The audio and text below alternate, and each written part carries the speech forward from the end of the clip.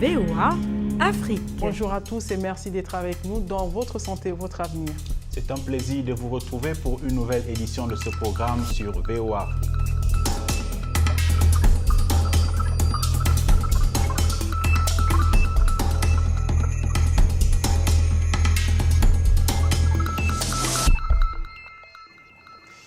Une nouvelle édition de Votre Santé, Votre Avenir pour parler de la migraine, une maladie caractérisée par la survenue régulière et répétitive de maux de tête violents, parfois associés à des vomissements.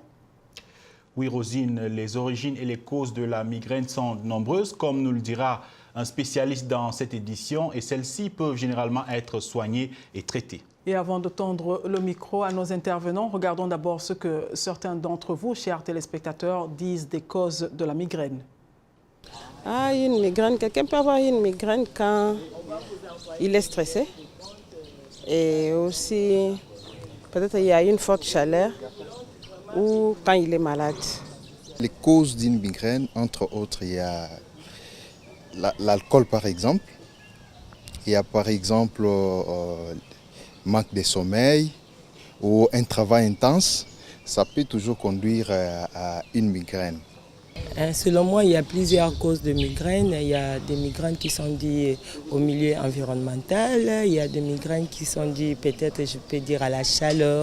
Il y a aussi d'autres causes qui sont héréditaires parce qu'il y a d'autres personnes qui ont connu, il y a la grand-mère qui a connu ces choses, ces migraines et ça descend à la descendance. Il y a plusieurs causes de migraines. Pas étonnant, Mohamedou, que la plupart d'entre nos téléspectateurs savent quelque chose sur la migraine. Oui, Rosine, j'ai déjà eu la migraine et j'imagine toi aussi. Et c'est une maladie bien connue par de nombreuses personnes, vu que ceux qui en sont victimes connaissent régulièrement des crises. Et Julie Massita est notre témoin du jour aujourd'hui. Cette jeune dame connaît des crises de migraine depuis une année, dit-elle. Et les crises reviennent chaque mois. Elle avoue que cela lui fait mal. Non, je dirais ça fait pratiquement plus d'un an, donc plus d'une année, que j'ai ce problème de migraine. Donc ça me fait, c'est pas d'une façon permanente, mais chaque mois au mois, ou bien il peut passer un intervalle de 2 à 3 mois sans que je ne puisse ressentir de douleur, mais par moments ça fait quand même mal. Bon, pour les causes, je dirais essentiellement, premièrement, d'abord c'est un problème alimentaire. Je n'ai pas vraiment l'habitude de manger à l'heure qu'il faut, comme tout le monde. Des fois, je saute les repas, je n'ai pas vraiment une bonne alimentation. Bon, bonne alimentation, les horaires, hein. Étant donné que je travaille, je sors le matin, je rentre le soir, alors des fois, je ne mange pas. Et je peux aussi dire le stress. Hein, beaucoup de problèmes ont le stress et un manque de sommeil. Donc je ne dors pas suffisamment comme il le faut. Je n'ai pas 8 heures de sommeil, mais moins de 8 heures de sommeil. Alors je peux dire que ce sont les causes principales de ma migraine. Bon, en cas de crise, je prends souvent des antalgiques. Je mélange un peu quelques anti-inflammatoires pourvu que la douleur puisse s'estomper. Bon, pour le suivi d'un traitement médical, j'en ai pas. Depuis que j'ai ce problème de migraine, je ne suis jamais allée vraiment consulter un médecin, avoir un suivi régulier. Donc, je peux dire que un traitement médical, j'en ai pas. Mais je pense aller à l'hôpital. Comme ça, je peux suivre un bon traitement médical au lieu de faire l'automédication, donc de prendre des médicaments comme ça sans l'avis d'un médecin.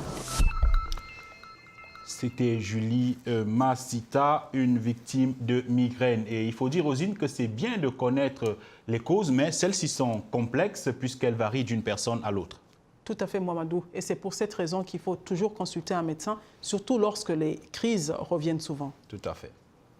Et aujourd'hui, un spécialiste, le docteur Kimris Ngamouyeka, un médecin en République démocratique du Congo, nous donne des explications sur ce que c'est que la migraine et comment traiter cette maladie. La migraine, c'est une douleur ou des maux de tête qu'on ressent, mais alors une partie de la tête. Alors, il y a des gens qui font la migraine d'autres ne le font pas. C'est comme des gens qui, dans la famille, font l'hypertension ou encore font le diabète. Et la migraine, c'est un peu la même chose en termes simples. Il y a une certaine disposition génétique, mais il y a aussi ce qu'on appelle des causes déclenchantes, notamment le manque de sommeil, le stress, et même il y a des gens qui pensent que parfois quand on saute un repas, ça peut conduire à une migraine. Ce qu'on a remarqué chez les gens qui font la migraine, c'est le fait qu'il y a une inflammation du revêtement du cerveau au niveau, au niveau des vaisseaux sanguins. Il y a ce sont les méninges, les revêtements du cerveau sont des méninges, et il y a une inflammation qui s'installe. Et alors, maintenant, quand le cœur bat et que le sang est envoyé vers le cerveau pour nourrir le cerveau, eh bien, le vaisseau qui reçoit le sang augmente de diamètre. Alors qu'il y a une inflammation autour, ceci donne une douleur, cette inflammation-là. Alors, les conséquences, c'est quoi? C'est une douleur qui touche le cerveau, qui touche le revêtement du cerveau.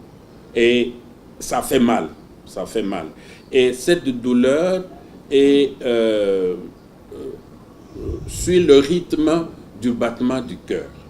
Et c'est ça qu'on appelle les douleurs pulsatiles.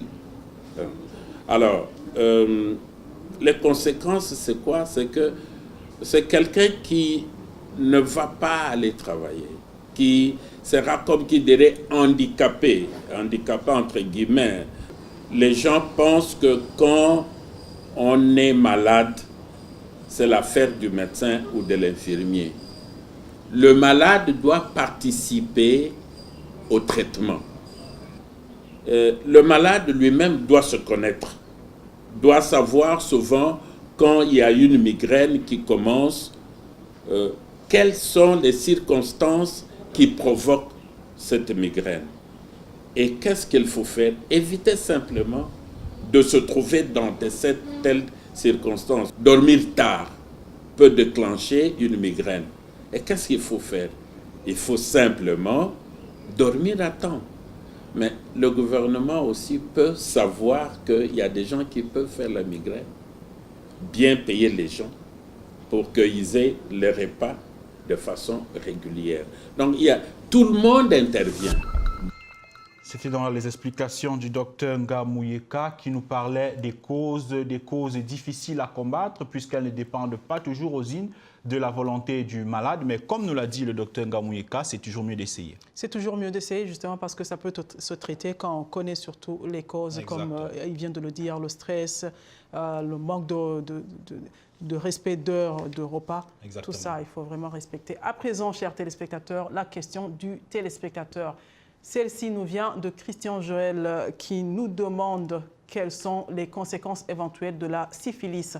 Voici la réponse à votre question, Christian.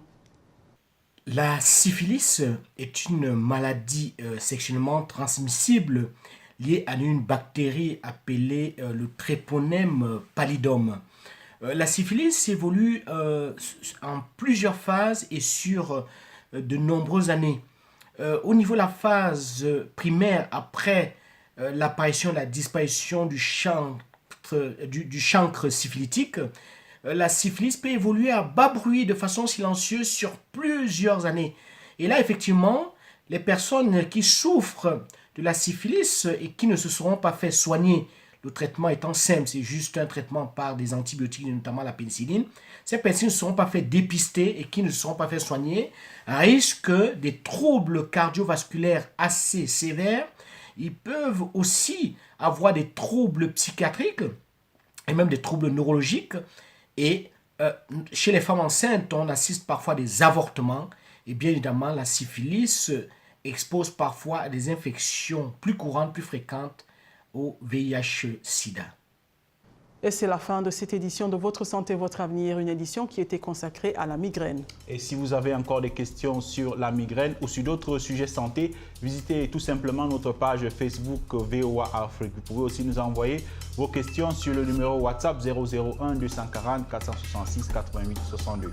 Et pour plus d'informations, visitez notre site web voaafrique.com. Merci de nous avoir suivis. À la prochaine. À très vite.